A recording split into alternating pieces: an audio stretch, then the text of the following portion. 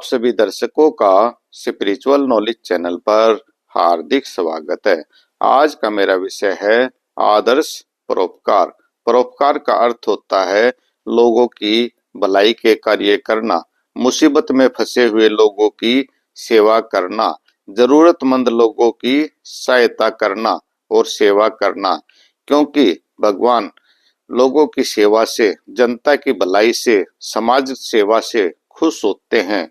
समाज सेवा के लिए बहुत सारे समाज सुधारक और संत इस पृथ्वी पर अवतार लेते हैं और कई बार तो भगवान भी इस पृथ्वी पर अवतार लेते हैं। जैसे गीता के उपदेश में भगवान श्री कृष्ण ने कहा था कि जब जब धर्म की हानि होती है और अधर्म फैलता है तो मैं धर्म की स्थापना के लिए संत महात्माओं, साधु और सज्जन व्यक्तियों की सहायता के लिए, रक्षा के लिए अवतार लेता हूँ। तो भगवान भी लोगों की सेवा के लिए अवतार लेते हैं।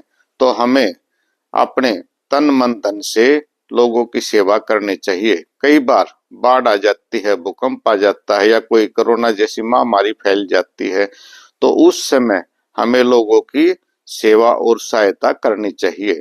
एक बार की बात है, गुरु नानक जी रास्ते से जा रहे थे। उन्हें रास्ते में कुछ साधु मिले। साधुओं ने प्रार्थना की कि गुरु जी हमें भूख लगी है।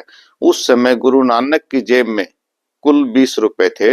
उन्होंने वो पैसे खर्च के लोगों को, उन साधुओं को भोजन करवाया और उन साधुओं ने गुरु नानक जी को बहुत दिल से आशीर्वाद दिया। तो गुरु नानक जी ने अपने आश्रम में जाकर के ये लंगर सेवा शुरू की।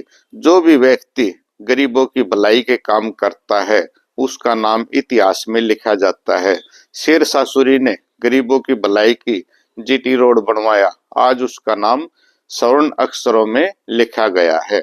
संत कबीर साहब भी कहते हैं कि भाई 68 तीर्थों में स्नान करने का फल वही एक ही है कि कोई भी आपके द्वारे प्रसाद महात्मा आ जाए तो अगर वो भोजन की इच्छा करे उसको भोजन करा करके भेजो। आपके यार दोस्त मित्र रिश्तेदार भाई बंधु और आपका कोई भी जानने वाला आपके घर पर आ जाता है तो उसको बिना चाय पिलाए या बिना खाना खाए मत जाने दो। तो ये भी एक सेवा है। तो हमें जो है व्यक्तियों की सेवा करनी चाहिए। कहते हैं धनवान व्यक्ति और सज्जन व्यक्ति ही हमेशा उदारवादी होते हैं।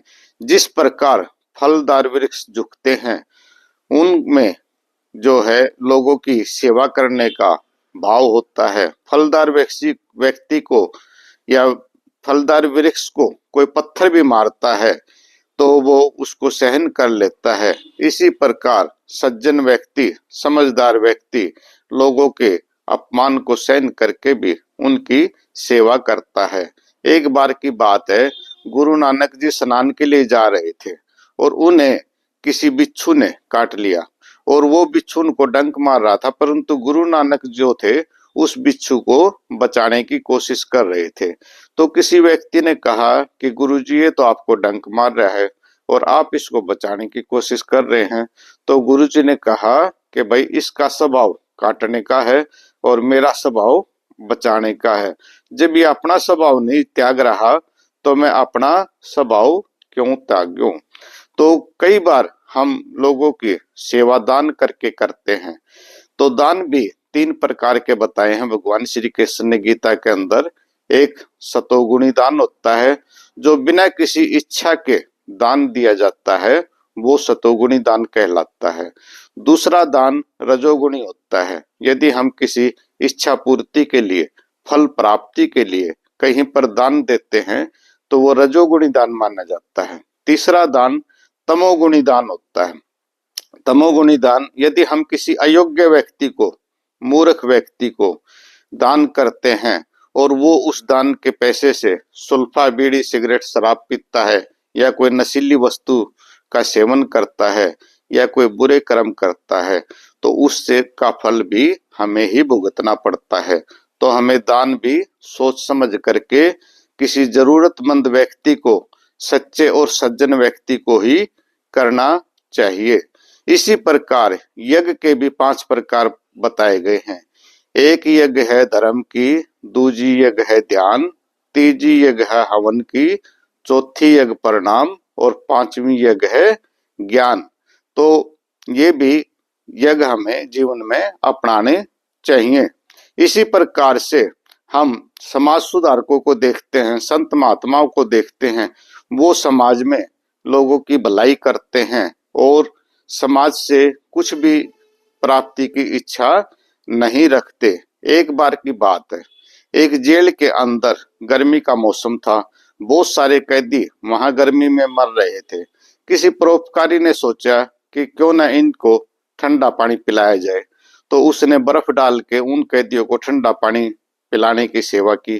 तो दूसरे परोपकारी ने सोचा कि भाई ये जो है ना, बहुत सारे इनको स्वादिष्ट भोजन कराए जाए, अच्छा भोजन नहीं मिलता जेल के अंदर। तो उसने क्या किया कि जेल के अंदर भाई स्वादिष्ट भोजन बनवाना शुरू कर दिया। और तीसरे परोपकारी ने सर्दी के मौसम में देखा कि भाई इन कैदियों के पास अच्छे कपड़े नहीं हैं, तो उसने गर्म कपड़े और अच्छे कपड़े उन कैदियों को दान कर दिए। तो वो कैदी जो थे भाई सी क्लास जेल से ए क्लास जेल की उनको सुविधाएं मिल गई, बहुत खुश हुए, परोपकार तो कर दिया। परंतु चौथे व्यक्ति एक वकील साहब आए, उसने कुछ कैदियों से बात की कि भाई आपको ने क्या क्या अपराध किया है। तो कुछ कैदी ऐसे थे जो बिना कसूर के जेल में फंसे हुए थे और भाई उन्होंने कोई अपराध नहीं कर रखा था, वो इतने गरीब थे कि केस लड़ने के भी पैसे नहीं थे उनके पास। तो उन वकील साहब ने फ्री में उनका केस लड़ दिया और वो बरी हो गए। तो इसी प्रकार संत महात्मा इस कैद खाने में, इस संसार में आते हैं। इस संसार को कैद खाना इसलिए कहा जाता है क्योंकि काल निरंजन का राज यहाँ चलता है और काल के जाल में हम सब फंसे हुए हैं। ये संसार एक माया जाल है, इस माया जाल में हम सब फंसे हुए हैं और इससे बाहर कोई कोई बिरला ही व्यक्ति निकल पाता है जो उस परमात्मा की शरण में जाता है और वो मोक्ष को प्राप्त करता है। भगवान श्री कृष्ण गीता के अंदर कहते हैं कि भाई जो सतोगुणी व्यक्ति है वही मुझे प्राप्त कर सकता है। अध्यात्म के मार्ग पर चलकर, भक्ति के मार्ग पर चल करके ही मुझे प्राप्त किया जा सकता है। तो इस संसार से मोह माल जाया से सतोगुण, रजोगुण और तमोगुण से ऊपर उठने का एक ही मार्ग है, अध्यात्म का मार्ग, उस परमात्मा की भक्ति में लीन रहने का मार्ग। तो उस वकील साहब ने सबसे बड़ा उपकार किया कि भाई बेकसूर कैदियों को जेल से छुड़ा दिया। इसी प्रकार संत महात्मा इस संसार में आते हैं, इन कैदियों को जेल से छुटा करके अपने सतलोक धाम में ले जाने के लिए आते हैं। कबीर साहिब के 4 अवतार हुए। सतयुग में सत सुकृत के नाम से आए, द्वापर में मुनिंद्र के नाम से आए, नहीं द्वापर में करुणामय के नाम से आए, त्रेता में मुनिंद्र ऋषि के नाम से आए और कलयुग में कबीर के नाम से आए। तो बहुत सारे जीवों को इस संसार से काल के पंजे से छुड़ा करके ले गए। तो इसी प्रकार संत महात्मा इस संसार में लोगों की भलाई के लिए आते हैं और नदियां अपना जल खुद नहीं पीती, भाई फल वृक्ष अपने फलों को खुद नहीं खाते। इसी प्रकार संत महात्मा इस संसार में परोपकार करने के लिए आते हैं। हमें संत महात्माओं जैसा बनना चाहिए और संत महात्माओं की बातों और शिक्षाओं को अपने जीवन में धारण करना चाहिए। तो साहिब जी कहते हैं भाई ये संसार परमानेंट नहीं है, जो भी व्यक्ति यहाँ आया है उसको एक दिन संसार से जाना है। वो अपने कर्मों के अनुसार देह बदलता रहता है। अच्छे कर्म करने वाला व्यक्ति जो होता है देवताओं के रूप में पैदा होता है और जो निम्न कर्म करने वाले व्यक्ति हैं वो जानवरों के रूप में, पेड़ पौधों के रूप में उत्पन्न होते हैं, बार बार जन्म लेते हैं और इस पुनर्जन्म के चक्कर में फंसे रहते हैं। तो साहिब जी कहते हैं हमें सतनाम शब्द का जाप करना चाहिए, क्योंकि सतनाम शब्द से ही हम पार उतर सकते हैं और प्रभु का भक्ति में 24 घंटे लीन रह करके ही उस परम पिता परमात्मा को हम पा सकते हैं। तो साहिब जी कहते हैं कि भाई किसी किसी ने भरी लौंग इलायची, किसी ने संबर खारी, संता ने भर लिया नाम धनी का, बोझ लदो संसारी, बनज कैसा किया है लाल ला के लोग व्यापारी। भाई तू तो हीरे और मोती और लालों का व्यापार करने वाला था, तू कित फंस गया आकर के इस संसार में। कोई नमक का व्यापार कर रहा है, कोई गठड़ी बांध कर धर रहा है रुपयों की, परंतु कोई साथ नहीं लेकर जाता, सब यहीं छोड़ कर जाते हैं। व्यक्ति खाली हाथ ही आता है और खाली हाथ ही जाता है। साहिब जी ने कहा है, आए हैं सो जाएंगे राजा रंग फकीर, एक सिंहासन चढ़ चले एक बंदे जमजीर। एक को तो भाई इज्जत से सिंहासन पर चढ़ा करके वो साहिब जी खुद लेके जाते हैं, अपनी गाड़ी में बिठा कर ले जाते हैं, अपने विमान में बिठा कर ले जाते हैं, और दुष्ट व्यक्तियों को यम के दूत पकड़ करके बेड़ियों से बांध करके ले जाते हैं। तो साहिब जी ने कहा है, कबीर सो धन संचिए जो आगे को होए, मूड चढ़ावे गाठड़ी ले जात न देखा कोई। भाई वो धन संचय, ये रुपए पैसा उस लोक में नहीं चलता, सतलोक में, वहां तो भक्ति का धन चलता है।